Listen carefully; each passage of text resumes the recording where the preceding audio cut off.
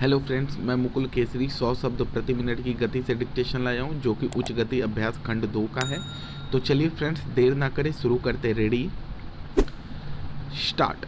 महोदय, निसंदेह ही आज भी हम भले ही कई मुश्किलों का सामना कर रहे हों, फिर भी हम 1991 के उन दिनों जैसी स्थिति में नहीं हैं। एक राष्ट्र के रूप में हमने काफ़ी भरपाई कर ली है और हम आगे बढ़ने के लिए तैयार हैं। श्री राव के नेतृत्व के बिना यह संभव नहीं था। अब यह अटकल लगाना व्यर्थ और मूर्खतापूर्ण भी है कि कोई और नेता होता तो क्या कुछ ज़्यादा और बेहतर किया जा सकता था या नहीं। तथ्य यह है कि वही नेता थे जिनके कारण हम एक ऐसी स्थिति तक पहुंच गए हैं जो देश और उसकी तरक्की के लिए निरापद है। हम जिस अवधि से गुजरे हैं वह बहुत मुश्किल और हलचलपूर्ण थी।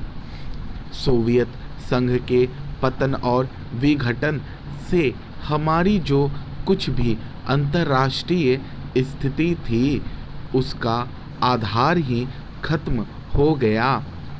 ऐसा लगता है कि हमारे देश में कुछ लोग इस घटना का पूरा मतलब नहीं समझ पाए हैं। बेशक यह कम्युनिस्टों और आधुनिक समाजवाद के अन्य समर्थकों के लिए बेहद चिंता का विषय था। इससे उन सभी निष्पक्ष देशभक्तों को काफ़ी दुख हुआ जिनके लिए सोवियत संघ अच्छा मित्र था और अकेली विदेशी शक्ति थी जो हमेशा हमारे साथ खड़ी होती थी। उससे हमें काफ़ी नैतिक और भौतिक समर्थन भी मिला था। हमारे देश में सोवियत संघ के तमाम मित्रों में भी सभी लोग यह नहीं समझ पा रहे हैं कि आर्थिक, वैज्ञानिक और प्रौद्योगिकी के हिसाब से इसका क्या मतलब था और है। जब हमें सख्त ज़रूरत थी तो कोई ऐसा नहीं था जिसकी ओर हम देखते। घबराने और अपने देश को दिवालिया राष्ट्र घोषित करने के बजाय प्रधानमंत्री ने मुश्किलों का डटकर मुकाबला किया।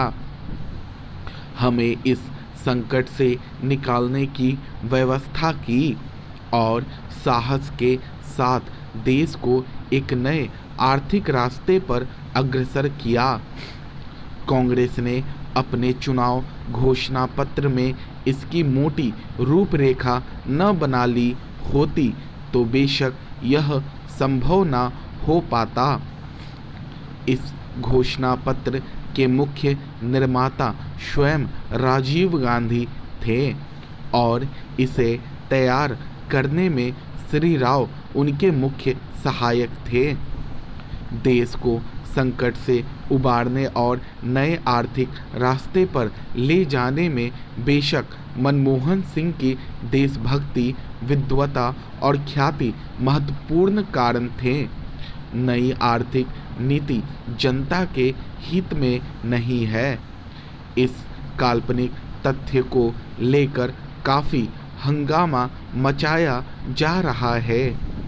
इसके उलट अगर उसे अपेक्षित ढंग से लागू नहीं किया जा रहा है तो इसकी वजह यह है कि जनता के नाम पर हर तरह की आंशिक और कॉरपोरेट मांगें पूरी की जा रही हैं। प्रधानमंत्री ने दो महत्वपूर्ण तरीकों से नई आर्थिक नीतियां बनाने में अपना योगदान दिया है। सबसे पहले तो उन्होंने नई नीति लागू करने के लिए मध्यम मार्ग अपनाने पर जोर दिया है। नए आर्थिक कार्यक्रम को लागू करने में उन्होंने जो दूसरा महत्वपूर्ण योगदान किया है वह है इसके पक्ष में राष्ट्रीय सहमति बनाना। महोदय, हमारे देश में राजनैतिक विचारों में जितनी भिन्नता है उसके मद्देनज़र यह एक साधारण बात है, जबकि इनमें से ज़्यादातर लोग यही ठाने रहते हैं कि चाहे जो हो और जो भी मुद्दा हो उन्हें विरोध करना है। चुनावों में झटकों और यदाकदा टेढ़े मेढ़े रास्तों के बावजूद प्रधानमंत्री के नेतृत्व में जो नई आर्थिक नीति बनाई गई है उसे राष्ट्रीय स्तर पर स्वीकार कर लिया गया है। माकपा से लेकर जनता दल और भाजपा तक आर्थिक क्षेत्र में मूलभूत सुधार के अलावा पंजाब में नाटकीय बदलाव आया है। बंदूक की लड़ाई की जगह अब पूरी तरह बैलेट की लड़ाई ने ले ली है। उस प्रदेश की जनता के लिए यह दूसरी आज़ादी से कुछ कम नहीं है। असम और उत्तर पूर्व के कई हिस्सों में भी ऐसे बदलाव आए हैं, हालांकि वे पंजाब जैसे नहीं हैं। ऐसा समझना कि आतंकवाद का खतरा टल गया है बेशक गलत होगा, पर जो सफलताएं हमने पाई हैं उन्हें स्वीकार न करना कम गलत नहीं होगा। पंचायत और स्थानीय निकायों के चुनाव कराने को भी साधारण काम नहीं समझना चाहिए। इस कदम से महात्मा गांधी के सपने और दिवंगत राजीव गांधी की लोकतंत्र के लिए प्रतिबद्धता फलीभूत हुई है। यह संविधान की अपेक्षाओं के अनुरूप लोकतांत्रिक क्रांति को आगे बढ़ाने का प्रतीक है। इससे हमारे राष्ट्र का लोकतांत्रिक आधार मजबूत होगा। हिंदुत्व के घटते उन्माद का ध्यान रखना भी उतना ही महत्वपूर्ण है। भाजपा और शिवसेना को जितनी चुनावी सफलता भले ही मिल गई हो, पर राष्ट्रीय स्वयंसेवक संघ का नेतृत्व भी मानता है कि उसका मुख्य कारण कुछ राज्यों में भ्रष्टाचार, बढ़ती कीमतों, बेरोजगारी आदि जैसी सामान्य समस्याओं से निपटने में कांग्रेस सरकार की नाकामी थी, न कि सांप्रदायिक भावनाएं। हिंदू सांप्रदायिकतावाद में स्पष्ट कमी आना बहुत बड़ी राष्ट्रीय उपलब्धि है। इन सब से महत्वपूर्ण है सार्वभौमिक मामलों में भारतीय व्यक्तित्व का फिर से उभरना।